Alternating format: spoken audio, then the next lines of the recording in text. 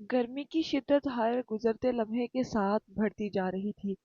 आसपास के लोग गर्मी से बेहाल थे और सोच रहे थे कि जल्द से जल्द घर कैसे पहुंचा जाए। आजकल सवारियां मामूल से ज्यादा हो जाती थीं, वरना इतनी कमाई मेरी नहीं होती थी। मैंने सोचा कि ये एक अच्छा मौका है, सवारियों को लेकर जाता हूँ। ऐसे मौका पर मेरे आसपास के ड्राइवर ज्यादा पैसे मांगते थे, लेकिन मैं ईमानदारी से काम करना पसंद करता था। मेरा ईमान था कि रिस्क अल्लाह ही देता है, तो मुझे मुसाफिरों के साथ ज्यादती नहीं करनी चाहिए। इसलिए सबको इसी किराए में ले जाता था जिस पर रोजाना लेकर जाता। सवारियां मेरे पास बहुत ज्यादा आती थीं।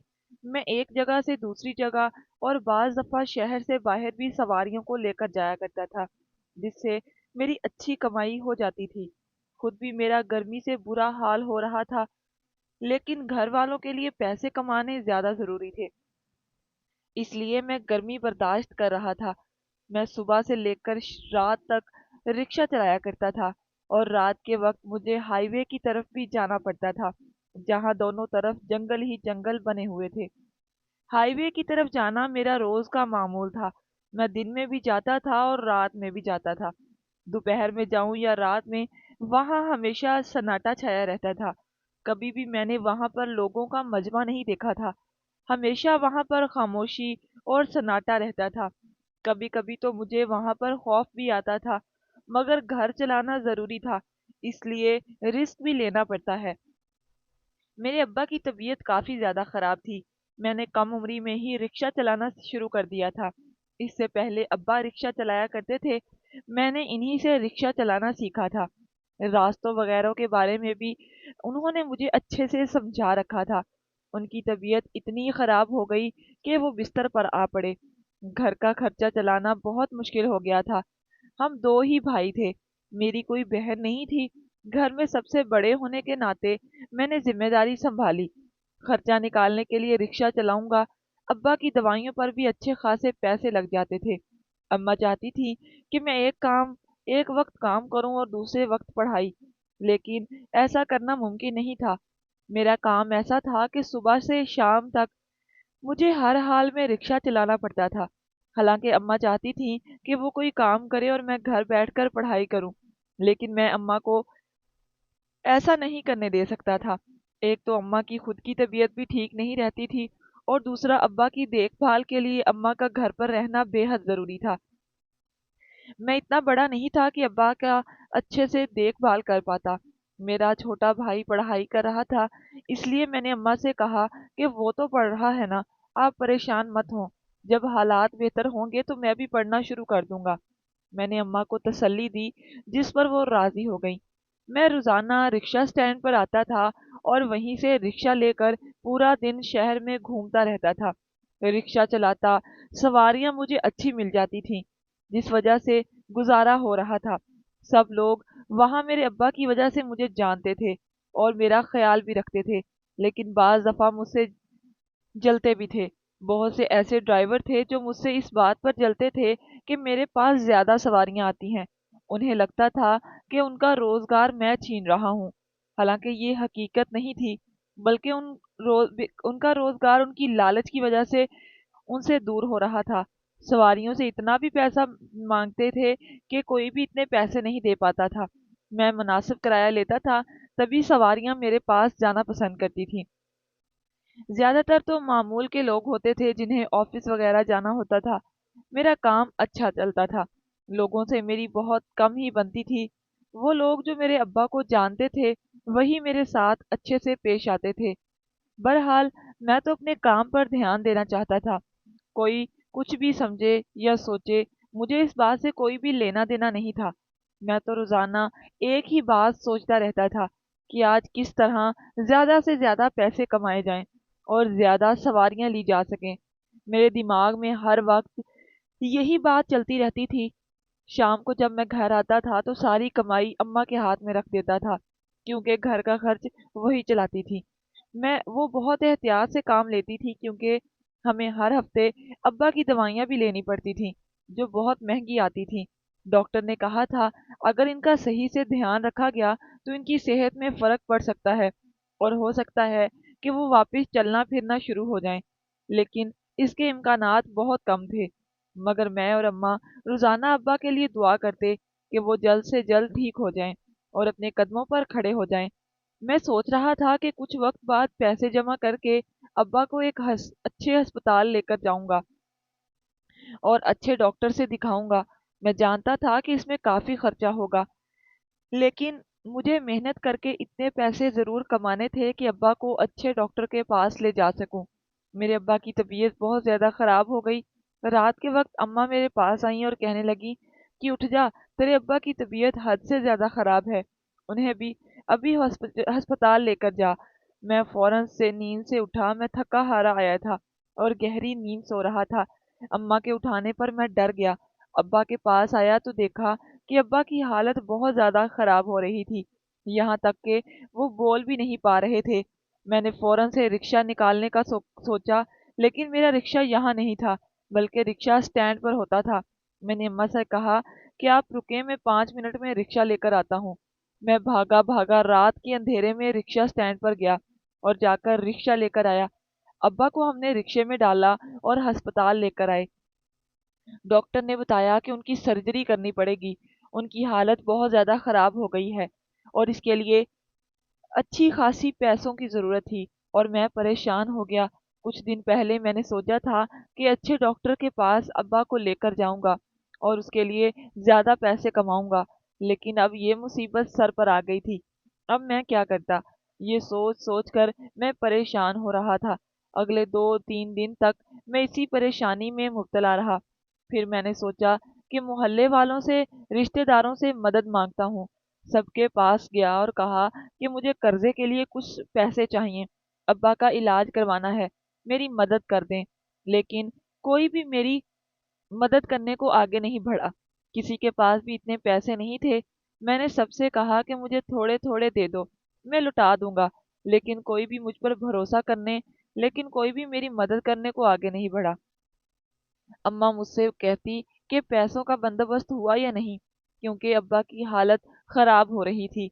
کچھ وقت تو دوائیاں دی تھیں جس سے ٹھیک ہو سکتے تھے، لیکن ڈاکٹر نے کہا تھا کہ جلد سے جلد سرجری کرنا بے حد ضروری ہے، ورنہ ان کی جان کو خطرہ ہو سکتا ہے۔ میں سب سے پیسے مانگ کر دیکھ چکا تھا، اب آخر کہاں سے پیسے لاتا؟ ایک دن سٹینڈ پر کھڑے میں یہی سوچ رہا تھا کہ تبھی میرا ایک ساتھی ڈرائیور میرے پاس آیا اور بولا کہ تم اپنے ابا کے علاج کے لیے پریشان ہونا، میں جانتا ہوں، میں تمہیں ایک آدمی کا پتہ دیتا ہوں، اس کے پاس جا کر تم اس سے قرض مانگنا، وہ تمہیں قرض دے دے گا۔ اس کی بات سن کر میں کافی خوش ہو گیا کہ چلو کوئی تو ہے جو قرضہ دینے کو تیار ہے۔ میں نے سوچا کہ گھر جا کر اماں سے اس بارے میں بات کروں گا تاکہ اس سے مشورہ لے کر میں اس آدمی کے پاس جاؤں۔ اگلے دن میں اماں سے بات کر کے اس آدمی کے پاس گیا، لیکن اس نے مجھ سے کہا کہ اس پر بھاری سود دینا ہوگا۔ میں نے سنتے ہی منع کر دیا، کیونکہ میں ایسا کچھ نہیں کر سکتا تھا۔ میرا ساتھی ڈرائیور مجھ سے کہنے لگا ورنہ کوئی بھی قرضہ نہیں دے گا، سب ایسے ہی دیتے ہیں، لیکن میں نے اسے منع کر دیا اور کہا کہ اللہ کوئی نہ کوئی وسیلہ بنا ہی دے گا۔ کچھ دن بعد ہم رکشہ سٹینڈ پر کھڑے تھے، دھوپ بہت تیز تھی، گرمی کی شدت حد سے زیادہ بڑھتی جا رہی تھی۔ رکشہ سٹینڈ پر ایک عورت آئی، ادھر ادھر دیکھنے لگی، سب رکشے والوں کے پاس جاتی اور ان سے بات کر کے کھڑی ہو جاتی۔ میں سمجھ رہا تھا کہ رکشے والے پیسے زیادہ مانگ رہے ہیں، اس لیے وہ کسی کے پاس بھی نہیں جا رہی، لیکن بعد میں مجھے اپنے ایک ساتھی ڈرائیور سے پتہ چلا کہ وہ سب سے میرے بارے میں یہ پوچھ رہی تھی، اور یہ سب جب اس نے کسی نے بتایا کہ میں یہاں کھڑا ہوں تو وہ خوشی خوشی میرے رکشے کی طرف آ گئی۔ میں حیران ہوا کہ وہ میرے بارے میں کیسے جانتی ہے، ہو سکتا ہے کسی مسافر نے اسے بتایا ہو، ایسی سواری جو میرے رکشے میں روزانہ بیٹھتی ہو۔ چلو اچھا ہے، مجھے ویسے بھی زیادہ سواریوں کی ضرورت ہے، اگر یہ عورت روزانہ میرے رکشے میں بیٹھ کر جائے گی تو میرے لیے ہی فائدہ ہوگا۔ یہی سوچ کر میں خوش ہو گیا، اور جب وہ عورت میرے رکشے کی طرف آئی تو اس نے مجھ سے کچھ بھی نہیں کہا، چپ چاپ رکشے میں بیٹھ گئی۔ نہ جانے یہ عورت کون تھی جو میرے رکشے میں یوں آ کر بیٹھ گئی تھی۔ اس نے مجھے یہ بھی نہیں بتایا کہ جانا کہاں ہے، بس چپ چاپ بیٹھی تھی اور اشارہ کیا کہ چلو۔ اب میں کہاں چلتا، سامنے روڈ تھی، میں وہیں پر چلنا شروع ہو گیا۔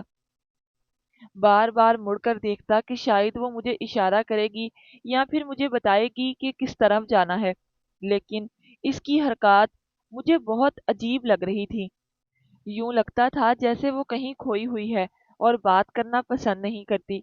शायद ही गूंगी हो, मैंने सोचा और फिर चुपचाप चलने लग गया। वो सड़क सीधी थी और मैं जानता था कि ये सड़क हाईवे की तरफ जाती है, और अब अगर मैं इस सड़क पर चलता रहा तो शहर से बाहर निकल जाता, और वहां से बाहर उसे कहाँ छोड़ता ये मुझे नहीं पता था। और इतनी दूर तक ले जाने के बाद अगर वो किराया भी ना देती, मेरा तो नुकसान हो जाना था। वैसे भी पेट्रोल इतना महंगा था कि एक एक कतरा बहुत कीमती था। मैं बार बार परेशानी से इस औरत की तरफ देख रहा था। मुझे इससे वैसे भी डर लग रहा था।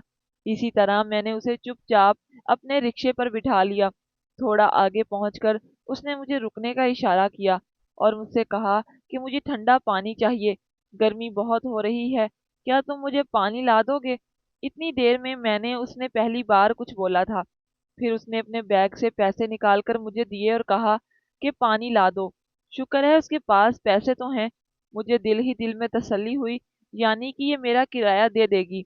मैं पास बनी दुकान पर गया और वहां से ठंडे पानी की बोतल ले आया। एक बोतल मैंने अपने लिए भी खरीद ली, क्योंकि गर्मी तो वाकई बहुत ज्यादा हो रही थी। मैं रिक्शे में आया तो देखा वो औरत बैठी रो रही है।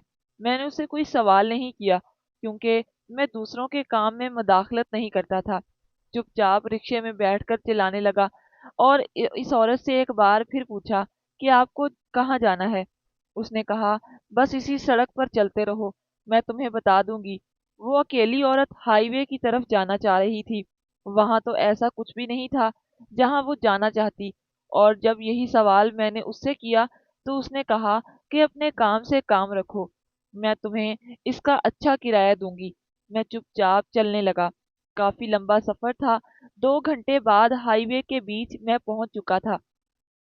इस दौरान औरत ने एक बार फिर मुझे मुखातिब करके कुछ नहीं कहा था।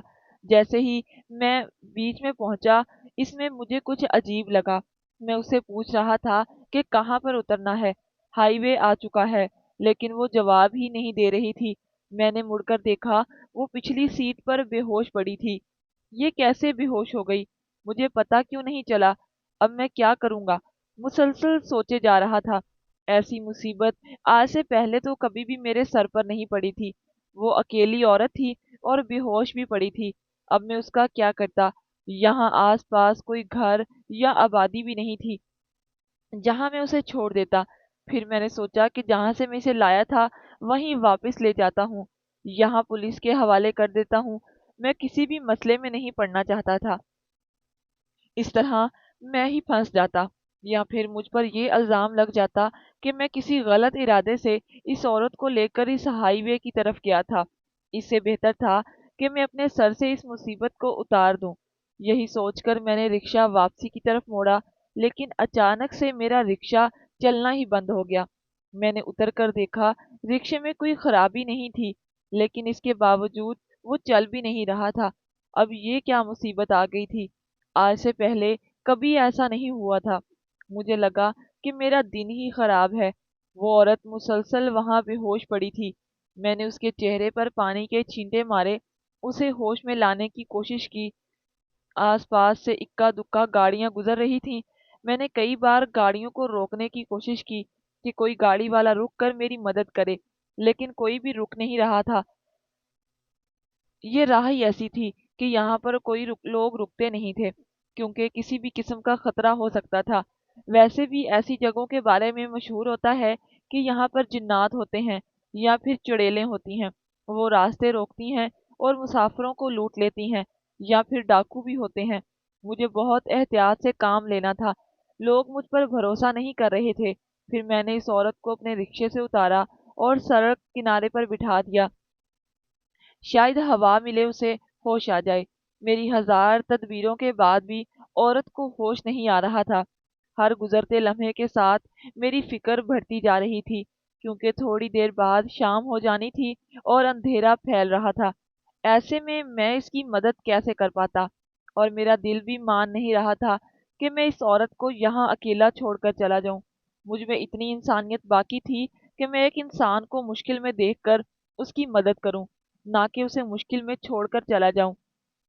میں نے موبائل نکالا اور سوچا کہ اپنی کسی ساتھی ڈرائیور کو کال کر کے اس سے کہتا ہوں کہ وہ یہاں پر آئے اور میری مدد کرے تاکہ ہم اس عورت کو بچا پائیں۔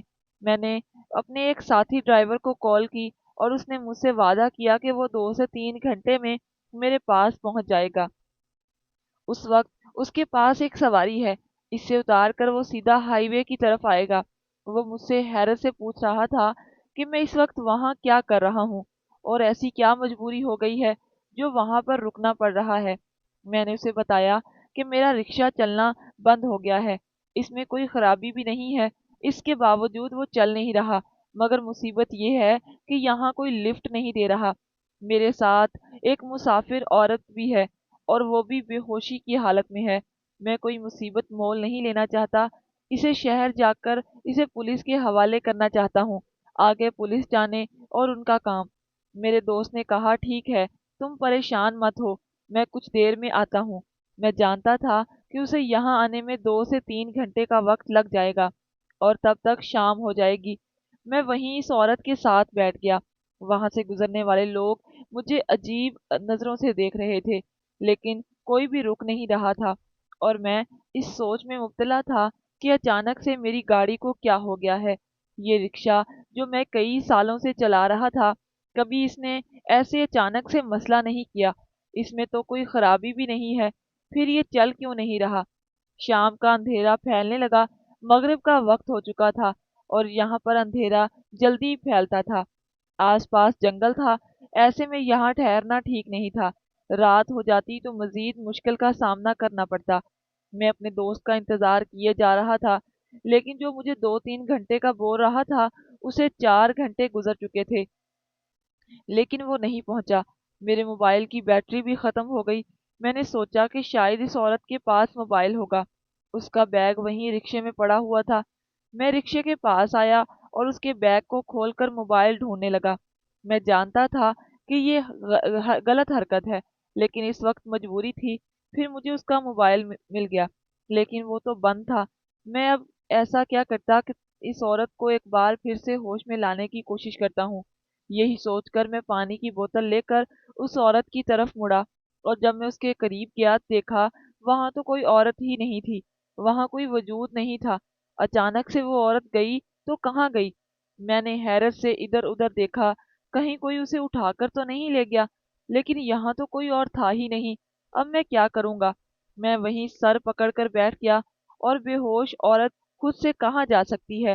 اس کا سارا سامان وہیں رکشے میں پڑا ہوا تھا۔ مجھے جلدی سے یہاں سے نکلنا چاہیے، یہ نہ ہو کہ میں بھی کسی مصیبت میں پھنس جاؤں۔ میں فوراً سے اپنے رکشے میں آ کر بیٹھا اور اسے دوبارہ سے چلانے کی کوشش کی، اور اس بار میرا رکشہ چل گیا۔ اتنی دیر سے جو رکشہ چل نہیں رہا تھا اب کیسے چلا؟ میں نے فوراً سے رکشہ موڑا اور واپسی کی طرف چلنے لگا۔ میں بہت ہی زیادہ سپیڈ سے جا رہا تھا، میں جلد سے جلد اس ویران علاقے سے نکلنا چاہتا تھا، لیکن میرے ذہن کے پردے پر وہ عورت چپک کر رہ گئی تھی کہ آخر اچانک سے وہ عورت گئی کہاں؟ کچھ تو اس کے بارے میں عجیب تھا، ہو سکتا ہے اسے ہوش آ گیا ہو اور وہ خود سے کہیں چلی گئی ہو، لیکن کم سے کم اسے مجھے بتانا تو چاہیے تھا۔ اور اس کا سامان وہ اب تک میرے رکشے کی پچھلی سیٹ پر پڑا ہوا تھا۔ میں کافی لمبی مسافت طے کر کے رکشے والے اڈے میں گھر پہنچا۔ میرا وہ دوست جو مجھ سے کہہ رہا تھا کہ میں آنے والا ہوں، وہیں بیٹھا کسی سے باتیں کرنے میں مصروف تھا۔ مجھے دیکھ کر فوراً سے کھڑا ہو گیا اور بولا کہ میں بس آ ہی رہا تھا۔ میں اسے کچھ بھی نہ کہا اور چپ چاپ اپنا رکشہ وہاں کھڑا کر دیا اور پچھلی سیٹ پر سامان نکال کر اپنے گھر کی طرف چل دیا۔ میں رکشہ یہیں کھڑا کرتا تھا اور گھر آنے کے لیے بس کا استعمال کرتا تھا۔ گھر پہنچا تو میری ماں نے کہا کیا ہوا ہے؟ اتنا پریشان کیوں لگ رہے ہو؟ کوئی مسئلہ ہو گیا ہے؟ اور میرے ہاتھ میں لڑکیوں والا سامان دیکھ کر بولی یہ کس کا ہے؟ میں نے کہا ایک سواری بیٹھی تھی، غلطی سے چھوڑ کر چلی گئی، اگر کل آئے گی تو ڈھونڈتے ہوئے تو میں اسے واپس کر دوں گا، اسے کوئی بھی ہاتھ نہ لگائے۔ یہ کہہ کر میں اندر کمرے میں آ گیا اور اس سامان کو الماری میں رکھ دیا۔ دوسروں کی چیزوں میں گھسنے کا مجھے کوئی شوق نہیں تھا، میں نہیں چاہتا تھا کہ اس کی چیز خراب ہو۔ اگر اسے اپنے سامان کی پرواہ ہوئی تو وہ کل آ کر لے لے گی، ورنہ میں کسی جگہ چھوڑ دوں گا۔ اماں نے کہا چلو تم نہا دھو کر آؤ، میں کھانا لگاتی ہوں۔ میں نے اماں سے کہا مجھے کھانا نہیں کھانا، میرا موڈ بالکل بھی اچھا نہیں ہو رہا تھا۔ میں نہا دھو کر اوپر چھت پر آ کر بیٹھ گیا۔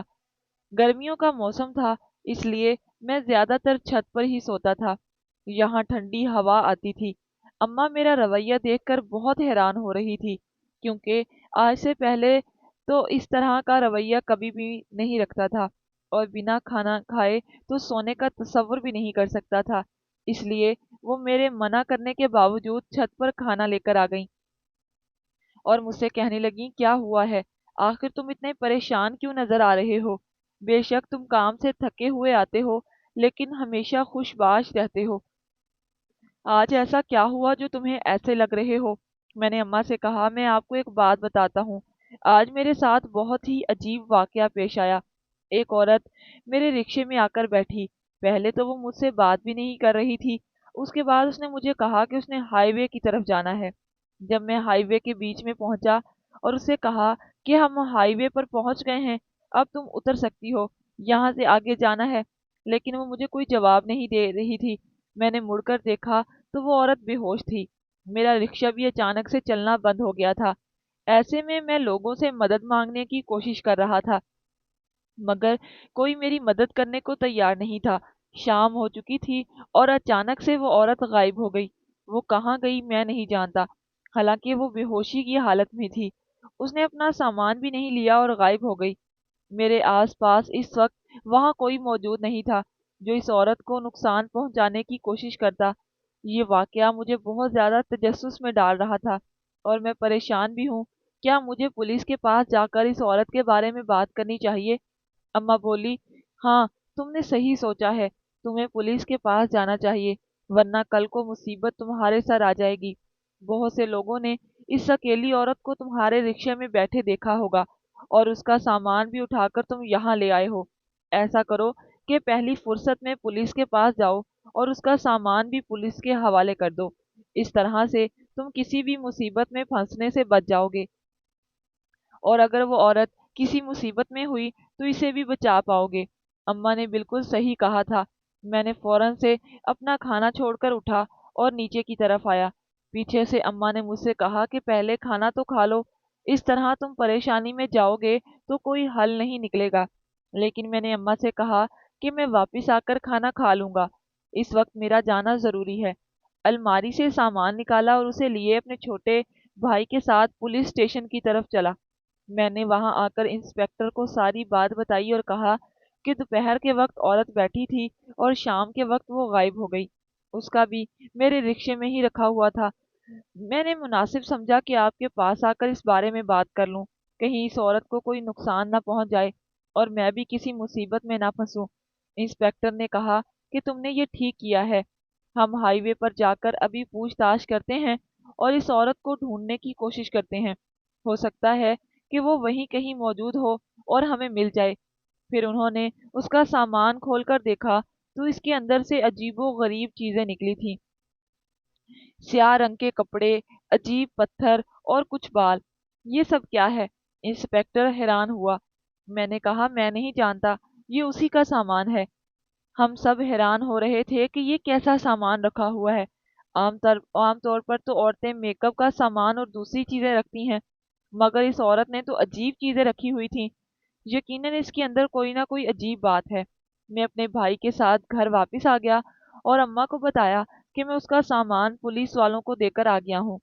اوپر آ کر میں اپنے بستر پر لیٹا اور سونے کی کوشش کرنے لگا، لیکن مجھے نیند ہی نہیں آ رہی تھی۔ کئی بار کروٹیں بدلنے کے بعد بھی مجھے جب نیند نہیں آئی تو میں جھنجلا کر بیٹھ گیا۔ تبھی مجھے اپنی چھت کے کونے سے کسی کی باتیں کرنے کی آواز آئی۔ اس وقت چھت پر کون ہے جو باتیں کر رہا ہے؟ یہ کسی لڑکی کی آواز تھی، اور میرے گھر میں تو کوئی لڑکی تھی ہی نہیں۔ میں فوراً سے چھت کے اس کونے پر گیا تو یہ دیکھ کر حیران رہ گیا کہ جو عورت میرے رکشے میں بیٹھی تھی وہیں وہاں بیٹھی خود سے باتیں کر رہی تھی۔ اسے دیکھ کر میری چیخ نکل گئی۔ میں نے اسے کہا کہ تم یہاں کیا کر رہی ہو؟ تم تو وہاں بے ہوش ہو گئی تھی اور اچانک سے غائب ہو گئی تھی۔ آخر تم میرے گھر تک کیسے پہنچی؟ تو وہ گراہٹ نما آواز میں کہنے لگی، تم مجھے وہاں چھوڑ کر کیوں آ گئے تھے؟ تمہیں یوں اکیلے مجھے چھوڑ کر نہیں آنا چاہیے تھا۔ مجھے تو لگا تھا تم اچھے انسان ہو جو میری حفاظت کرو گے۔ میں نے اس عورت سے کہا کہ تمہاری حفاظت کے لیے اتنی دیر تک میں وہاں رکا رہا، لیکن تم اچانک سے غائب ہو گئی، اس لیے میں پولیس کے پاس چلا گیا۔ تو وہ زور زور سے ہنس کر کہنے لگی، پولیس مجھے کبھی نہیں ڈھونڈ سکتی، اور تمہیں یوں بھاگنا نہیں چاہیے تھا۔ تم نے یہ بھی نہیں سوچا کہ اگر کوئی مجھے نقصان پہنچا دے گا تو کیا ہوگا؟ میں نے سارا سے کہا کہ میں نے یہ سب سوچا تھا اور اس لیے تمہارے ساتھ رکا رہا۔ اب تم مجھے بتاؤ گی تم کہاں چلی گئی تھی اور یوں اچانک بے ہوش کیوں ہوئی تھی؟ وہ تو مجھے سمجھ آتا ہے کہ شاید تم گرمی کی وجہ سے بے ہوش ہوئی تھی، لیکن جب میں نے تمہیں وہاں بٹھایا تھا تو تم بے ہوشی کی حالت میں چلی کہاں گئی تھی؟ کیا تمہیں کسی نے وہاں سے خود اٹھایا تھا یا تم خود کہیں گئی تھی؟ وہ عورت ہنس کر کہنے لگی، میں خود گئی تھی۔ کسی کے اندر اتنی ہمت نہیں ہے کہ وہ مجھے وہاں سے لے کر جا سکے۔ میرا مقصد تمہیں پریشان کرنا ہرگز نہیں تھا۔ اب تم جا کر سو جاؤ، مجھے کل دوبارہ ہائی وے پر جانا ہے اور تم ہی مجھے لے کر جاؤ گے۔ میں نے اس سے کہا، میں تمہیں وہاں نہیں لے کر جاؤں گا۔ میرے گھر میں داخل ہونے کی ہمت بھی کیسے کی تم نے؟ اب جاؤ یہاں سے۔ تمہیں میں نے اس کی آنکھوں میں چنگاریاں دیکھی، یوں لگتا تھا جیسے وہ اپنی آنکھوں سے آگ کے شعلے اگل رہی ہو۔ یہ منظر دیکھ کر میں ڈر کر پیچھے ہٹ گیا اور فوراً سے اپنے بستر پر جا کر لیٹ گیا اور بار بار نگاہیں اٹھا کر اس کونے کی طرف دیکھ رہا تھا۔ وہ عورت وہیں بیٹھی تھی، جب تک میں نیند میں نہیں چلا گیا وہ وہیں بیٹھی رہی۔ صبح میری آنکھ کھلی تو مجھے رات کا واقعہ یاد آیا۔ میں نے ادھر ادھر پوری چھت پر نگاہ دوڑائی، لیکن وہ عورت کہیں پر بھی نظر نہیں آئی۔ شاید وہ میرا خواب ہو یا پھر میرا وہم، لیکن وہ حقیقت تھی۔ میں نیچے آیا تو اماں نے مجھ سے کہا، کیا ہوا؟ تم رات کے وقت چلا کیوں رہے تھے؟ تمہاری آواز نیچے تک آئی تھی۔ میں نے اماں سے کہا، کچھ نہیں، بس نیند میں شاید کوئی برا خواب دیکھ لیا تھا۔ اماں بولی، اب تک تم اس بات کو اپنے سر پر سوار کیے بیٹھے ہو، چلو ناشتہ کرو، پھر تمہیں کام پر بھی جانا ہے۔ میں نے ان سے کہا، نہیں، آج میں کام پر نہیں جاؤں گا۔ مجھے یاد آیا کہ آج پھر مجھے ہائی وے پر اس عورت کو لے کر جانا ہے، اس لیے میں نے سوچا کہ میں آج ہرگز بھی نہیں جاؤں گا۔ میری طبیعت ٹھیک نہیں ہے، کل کے واقعے نے مجھ پر برا اثر چھوڑا تھا۔ اماں کہنے لگی، ٹھیک ہے، ویسے بھی گرمی بہت ہے، ایک دن نہ جاؤ تو کچھ نہیں ہوگا۔ ناشتہ کر کے میں اپنے کمرے میں چلا آیا۔ میں نے سوچا جا کر پولیس کو بتاتا ہوں کہ وہ عورت رات کو میرے گھر آئی تھی، لیکن پھر میں نے اپنے خیال کو جھٹک دیا، کیونکہ میں اپنے آپ کو اب مصیبت میں نہیں ڈال سکتا تھا۔ جب وہ عورت میرے گھر پہنچ سکتی ہے تو وہ کچھ بھی کر سکتی ہے، اب پولیس خود ہی اس سے نمٹ سکتی ہے۔ ابھی میں بیٹھا یہی سوچ رہا تھا کہ تبھی گھر کا دروازہ بجا۔ اس وقت آخر کون ہوگا؟ میرا چھوٹا بھائی جا کر دروازہ کھولنے لگا اور پھر بھاگ کر واپس اندر آیا۔ کہنے لگا، بھائی، آپ کے لیے سواری آئی ہے، کوئی عورت ہے، اس نے کہا ہے کہ اسے اس وقت جانا ہے، کوئی اور رکشے والا نہیں لے کر جا رہا۔ عورت کا نام سن کر میں حیران ہو گیا اور مجھے خوف بھی آنے لگا۔ میں جانتا تھا کہ وہی عورت ہوگی۔ میں بھاگ کر دروازے پر آیا، دیکھا تو وہی عورت تھی۔ میں نے اس سے کہا کہ تم یہاں تک کیسے آ گئی؟ کل رات تو تم میرے گھر کی چھت پر تھی اور اب یہاں آ گئی، تمہیں آخر میرا گھر کس نے بتایا؟ وہ بولنے لگی، میں نے تم سے کہا تھا نا کہ میرے ساتھ چلو، اب تم مجھے آج ہائی وے پر ضرور لے کر جاؤ گے، تو تم اپنے کام پر کیوں نہیں آئے؟ میں کب سے تمہارا انتظار کر رہی تھی۔ تمہارا گھر ڈھونڈنا میرے لیے کوئی مشکل کام نہیں ہے۔ وہ عورت جتنی خوبصورت تھی اتنی ہی وسیل بھی تھی۔ امی نے مجھ سے کہا کہ دروازے پر کون ہے؟ کیا ہوا ہے؟ میں نے کہا، نہیں، کوئی سواری ہے، اسے جانا ہے۔ اماں بولی، ٹھیک ہے، لیکن آج تو تم کام پر نہیں جا رہے، منع کر دو، کوئی اور لے جائے گا۔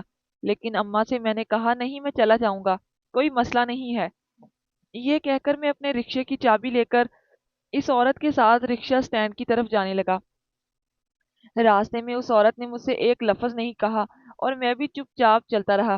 جب رکشے والے نے مجھے ایک عورت کے ساتھ وہاں آتے دیکھا تو حیران رہ گیا اور کہنے لگا، کیا ہوا؟ اب سواریاں تمہارے گھر تک آنے لگ گئی ہیں؟ مجھے ان کی بات بہت بری لگی۔ میں چپ چاپ اپنے رکشے کی طرف آیا اور اسے نکالا اور سٹارٹ کیا اور اس عورت سے کہا کہ بیٹھو، میں تمہیں ہائی وے پر چھوڑ دیتا ہوں، لیکن اس کے بعد تو میرا پیچھا چھوڑ دینا، میں تنگ آ گیا ہوں تم سے۔ تمہاری وجہ سے میری زندگی مشکلات کا شکار ہو سکتی ہے، اور میں اپنے گھر والوں کو کوئی نقصان نہیں پہنچنے دے سکتا۔ تم میرا پیچھا کیوں نہیں چھوڑ دیتی؟ اور بھی تو رکشے والے ہیں، ان کے ساتھ جاؤ۔ لیکن وہ عورت بولی، مجھے تم پر بھروسہ ہے اور تم اچھے انسان ہو، میں تمہاری مدد کرنا چاہتی ہوں، اب تم چلو۔ میں نے اس سے کہا کہ مجھے کسی کی مدد کی ضرورت نہیں ہے، اور تم میری مدد کیا کرو گی سوائے مجھے پریشان کرنے کے؟ تم مسلسل یہی کیے جا رہی ہو۔ کل بھی تم نے مجھے اتنی بڑی مصیبت میں ڈال دیا تھا۔ اگر مجھے کوئی غلط سمجھ لیتا، تم اکیلی عورت ہو، تو تمہیں اس بات سے ڈر نہیں لگتا کہ ہائی وے پر اتنے گھنے کسی غیر مرد کے ساتھ رہو؟ وہ عورت ہنسنے لگی، کہنے لگی، میرا کوئی کچھ نہیں بگاڑ سکتا، اب تم چل رہے ہو یا نہیں؟ اس کی آواز پھر سے گراہٹ میں بدل گئی تھی۔ میں چپ چاپ ہائی وے کی طرف چلنے لگا۔ میرا بالکل دل نہیں تھا رکشہ چلانے کا، لیکن پھر بھی مجبوری میں چلا رہا تھا۔ میں نے سوچا کہ جلدی سے چلاتا ہوں اور اسے چھوڑ کر واپس آ جاؤں گا، اس لیے میں نے سپیڈ تیز کر دی۔ راستہ جلدی طے ہو گیا۔ ہائی وے کے بیچ پہنچ کر میں نے اس سے کہا، کہاں جانا ہے؟ وہ بولی، یہیں رک جاؤ۔ مجھے وہاں روک کر وہ اتری اور کہنے لگی کہ میں جنگل کی طرف جا رہی ہوں، تم یہاں رکے رہنا، میں تھوڑی دیر میں واپس آ جاؤں گی۔ تمہیں کل کا کرایہ بھی دینا ہے۔ مگر میرا وہاں رکنے کا کوئی ارادہ نہیں تھا۔ میں نے سوچا جیسے ہی یہ جنگل میں داخل ہوگی میں فوراً واپس مڑ جاؤں گا۔ یوں جیسے ہی وہ جنگل کے اندر داخل ہوئی، میں نے فوراً سے رکشہ موڑا اور آگے بڑھنے کی کوشش کی، لیکن آج پھر سے میرا رکشہ رک گیا اور وہ چل ہی نہیں رہا تھا۔ اس میں کوئی خرابی نہیں تھی، اور کل کی طرح جو ہی رکا رہا۔ اب میں سچ میں مصیبت میں پڑ گیا تھا۔ یہ عورت نہیں بلکہ ایک مصیبت تھی، اور یہ اتنے گھنے جنگل میں اکیلی کرنے کیا جا رہی ہے؟ میں نے سوچا چلو میں اس کا پیچھا کر کے دیکھتا ہوں تاکہ اس کی اصلیت مجھ پر کھل جائے۔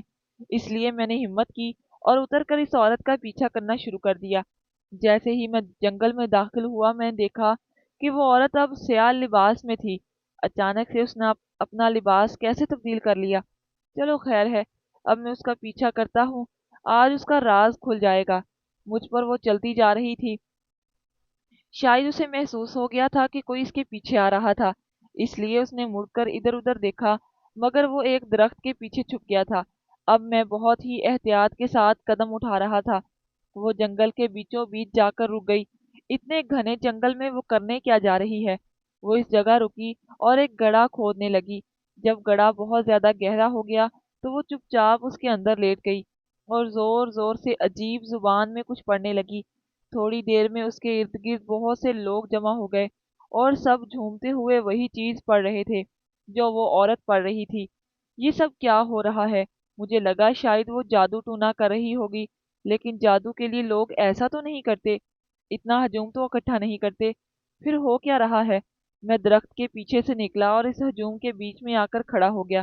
جیسے ہی میں اس ہجوم میں آیا، سب خاموش ہو گئے اور بالکل ساکن اس عورت نے اس گڑھے سے اٹھ کر مجھ سے کہا کہ تم یہاں کیوں آئے ہو؟ میں نے تم سے کہا تھا کہ وہیں رکو، واپس جاؤ جلدی۔ وہ پھر سے گرا رہی تھی۔ میں نے ڈرتے ہوئے اور الٹے قدموں بھاگا اور اس رکشے کے پاس آ گیا۔ میں نے کوشش کی کہ رکشہ سٹارٹ ہو اور میں یہاں سے نکلوں، اور میرے ہاتھ پاؤں کانپ رہے تھے، لیکن ایسا نہیں ہوا۔ پھر میں نے سوچا کہ رکشہ یہیں چھوڑ کر پیدل چلتا ہوں، لیکن پیدل چلنے میں مجھے پورا دن لگ جاتا، لیکن میں اور کچھ نہیں کر سکتا تھا۔ ہو سکتا تھا راستے میں کوئی مجھے لفٹ ہی دے دے۔ ابھی میں نے یہ ارادہ کیا ہی تھا کہ تبھی اچانک سے وہ عورت وہاں آ گئی۔ اب اس نے سیاہ لباس نہیں پہنا ہوا تھا۔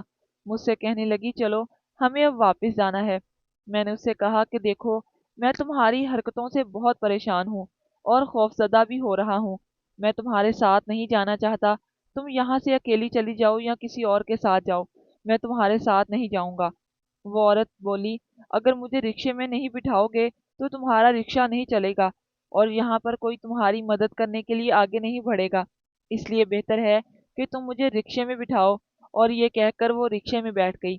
میں نے رکشہ سٹارٹ کیا تھا اور وہ چلنے لگ گیا۔ میں تیزی سے واپسی کے راستے کی طرف گامزن ہو گیا۔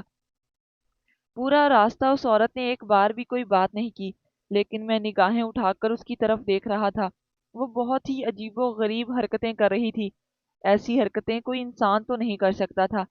میں نے دل میں تہیہ کر لیا تھا کہ اب میں اس کو دوبارہ اپنے رکشے میں کبھی نہیں بٹھاؤں گا، چاہے کچھ بھی ہو جائے، بے شک کہ میرے گھر تک پہنچ جائے۔ میں اماں کو سب بتا دوں گا اور اس عورت کو اپنے گھر سے دھکے دے کر نکالوں گا۔ اس نے مجھے اتنا پریشان کر دیا تھا کہ جب میں رکشہ سٹینڈ پر پہنچا تو رات ہو چکی تھی۔ وہاں پر موجود سارے ڈرائیور مجھے عجیب و غریب نظروں سے دیکھ رہے تھے، جیسے نہ جانے اس عورت کے ساتھ میرا کیا چکر چل رہا ہے۔ میں نے کسی کو کوئی جواب نہیں دیا اور اس عورت کو اتار کر چپ چاپ چلنے لگا۔ وہ پیچھے پیچھے آ گئی اور کہنے لگی، تو نے تو مجھ سے کرایہ تو لیا ہی نہیں، یہ اپنا کرایہ لو۔ اس کے ساتھ میں ڈھیروں پیسے تھے۔ میں نے چپ چاپ اپنے کرائے کے پیسے نکال لیے اور باقی پیسے اسے لوٹا دیے، مگر اس نے کہا، یہ تمہارا تحفہ ہے، تم نے اتنی دیر انتظار بھی کیا، یہ لو۔ میں نے چپ چاپ اپنے پاس پیسے رکھ لیے کہ کہیں کل کو یہ پیسے دینے کے بہانے میرے گھر واپس نہ آ جائے۔ مجھے مصیبت سے چھٹکارا چاہیے تھا، وہ میرے ساتھ ہی چلتی جا رہی تھی، آخر اسے کہاں جانا تھا؟ میں نے اس عورت سے کہا، تم میرے ساتھ کیوں چل رہی ہو؟ تو اپنی جگہ پر کھڑی ہو گئی اور کہنے لگی، ٹھیک ہے تم جاؤ، میں کچھ نہیں کر رہی۔ پتہ نہیں کیسی عجیب عورت تھی۔ میں تیزی سے اپنے گھر کی طرف آیا، دروازہ بجایا تو اماں کہنے لگی، کیا ہوا؟ کل بھی تیرے چہرے پر ایسی ہی گھبراہٹ تھی اور آج بھی؟ خیریت تو ہے؟ کیا وہ عورت دوبارہ آئی تھی؟ میں نے اماں سے کہا کہ صبح جو عورت آئی تھی یہ وہی ہے، رات کے وقت چھت پر بھی آئی تھی، یہ میرے گھر کیسے پہنچ گئی؟ آج یہ وہاں جس جنگل میں گئی تھی اور عجیب و غریب حرکتیں کر رہی تھی، ابھی اس نے مجھے بہت زیادہ پیسے بھی دیے ہیں۔ اماں میں کیا کروں؟ مجھے اس سے چھٹکارا چاہیے، لیکن یہ میرا پیچھا چھوڑنے کو راضی نہیں۔ لوگ مجھے غلط نظروں سے دیکھنے لگ گئے ہیں، یہ مجھے کوئی اور مصیبت لگتی ہے۔ ماں بولی، تیری باتوں سے تو یہی لگ رہا ہے کہ اسے کوئی مسئلہ ہے کہ اب تم گھر پر محفوظ نہیں۔ اگر اس نے تجھے کچھ نقصان پہنچا دیا تو نے پولیس کو بتایا کہ وہ یہاں پر آتی ہے؟ میں نے اماں سے کہا، نہیں، میں ان مسئلوں میں نہیں پڑنا چاہتا۔ اگر میں نے پولیس کو بتایا تو ہو سکتا ہے کہ وہ مزید میرا پیچھا کرنے لگ جائے۔ مجھے بس اس سے بچ کر رہنا ہے۔ میں نہیں چاہتا کہ وہ گھر میں کسی اور کو نقصان پہنچائے۔ مجھے اس کے ارادے اچھے نہیں لگتے، لیکن وہ میرے ہی پیچھے کیوں پڑ گئی ہے؟ وہاں پر اتنے رکشے والے ہیں، ان میں سے کسی کے رکشے پر کیوں نہیں بیٹھتی؟ اور اتنے پیسے کس لیے دیے؟ اس نے پیسے نکال کر اماں کے ہاتھ پر رکھے تو اتنے پیسے دیکھ کر وہ حیران رہ گئی۔ وہ کوئی 60-70 ہزار روپے تھے۔ ایک دن کی سواری کو اس نے اتنے پیسے کس لیے دیے؟ میں نے اماں سے کہا کہ میں اتنے پیسے اس سے لینا نہیں چاہتا تھا، لیکن اس لیے تاکہ کل یہ دوبارہ پیسے دینے کے بہانے نہ آ جائے۔ اماں بولی، تم نے ٹھیک کیا، خیر یہ پیسے ہمارے کسی کام آ جائیں گے۔ اچھا دیکھ، تو اب اس بات کا ذکر کسی سے مت کرنا، ورنہ آس پاس کے لوگوں میں خوف پھیل جائے گا اور وہ ہمیں مجبور کریں گے کہ ہم یہاں سے نکل جائیں، اور ہم یہ محلہ چھوڑ کر کہیں بھی نہیں جا سکتے۔ تو یہ بات جانتا ہے؟ اور نہ، میں نے اماں سے کہا کہ ٹھیک ہے، میں اس بارے میں کسی سے کچھ نہیں کہوں گا۔ میں نے اپنے سارے دوستوں سے بھی یہ بات چھپا لی تھی، لیکن وہ عورت تو میرے خوابوں میں بھی آنے لگی تھی، ہمیشہ مجھے پریشان کرتی رہتی تھی۔ اس کی وجہ سے میں اپنے کام کو روک نہیں سکتا تھا، اس لیے نہ چاہتے ہوئے بھی مجھے رکشہ سٹینڈ پر آ کر رکشہ چلانا پڑتا۔ میں بہت خوش ہوا کہ اب وہ نظر نہیں آتی، نہ ہی میرے رکشے پر بیٹھتی ہے۔ اکثر ڈرائیور مجھ سے کہتے کہ کیا ہوا، وہ عورت اب کہاں چلی گئی ہے؟ پہلے تو وہ تمہارے ساتھ زبردستی جاتی تھی۔ اس سے کہا کہ اپنے کام سے کام رکھو، ہر بات کو غلط مت سمجھا کرو۔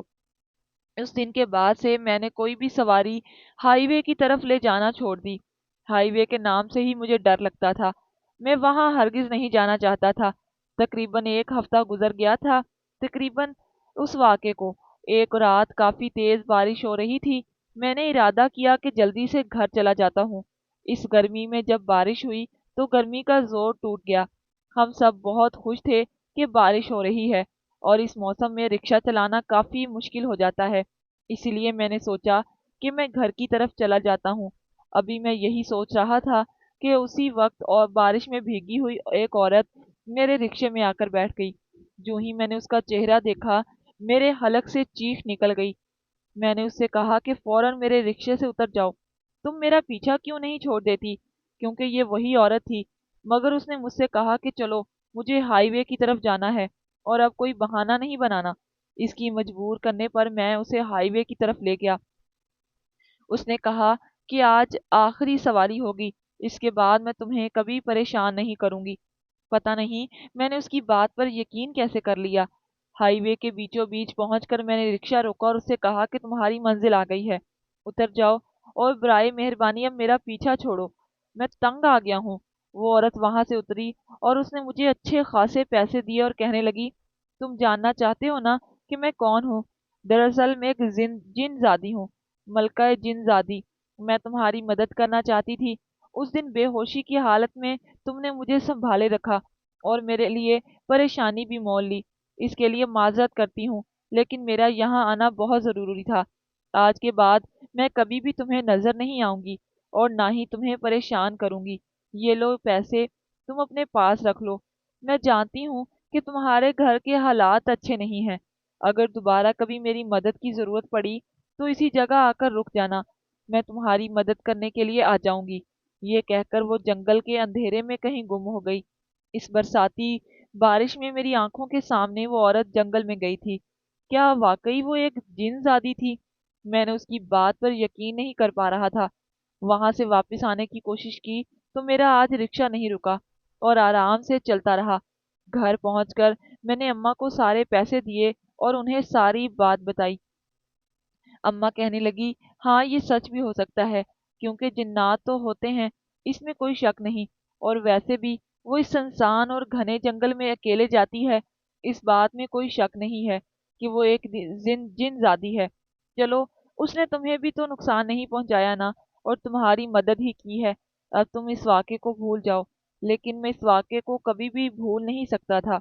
اس نے مجھے اچھے خاصے پیسے دیے تھے اور کہا تھا اگر مدد کی ضرورت پڑے تو اسی جگہ پر آ جانا، لیکن بھلا میں ایک جن زادی سے مدد مانگنے لگا؟